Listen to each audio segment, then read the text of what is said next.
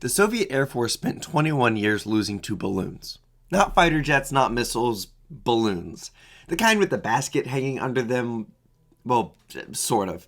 Between 1956 and 1977, the US floated 4,000 surveillance balloons through Soviet airspace.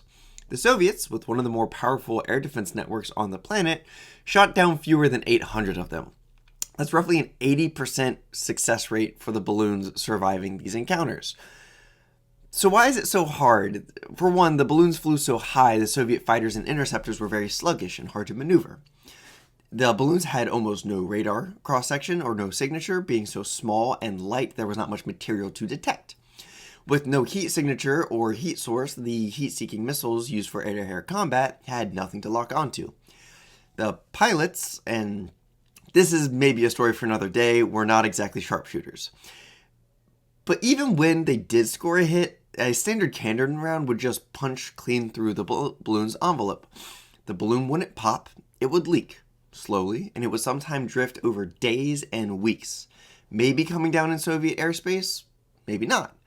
So the Soviets couldn't even guarantee they could recover the intelligence from the balloon if they did shoot one down.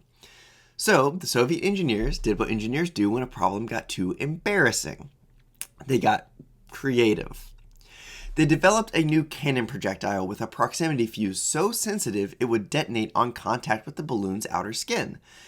So not a hard metal target with no radar to return, just poke the dang thing. The idea is sound. It wouldn't pass through the balloon, it would explode on contact, ruining the whole system. And it worked. Kind of, except they made the fuse so sensitive a raindrop would set it off. That's right, a raindrop. Tiny thing, much smaller than the balloon, would set off this explosive cannon round. So, they kind of declared war on weather, which is just kind of silly if you ask me. And to be fair to the engineers, they did solve the problem they were given. The balloon skin being too thin to set off a normal cannon round, well, now we make something that reacts to incredibly light things. It's a logical solution. The problem is the logic didn't survive its first contact with a rainstorm. The impressive part wasn't that the fuse being so sensitive it would kill a balloon.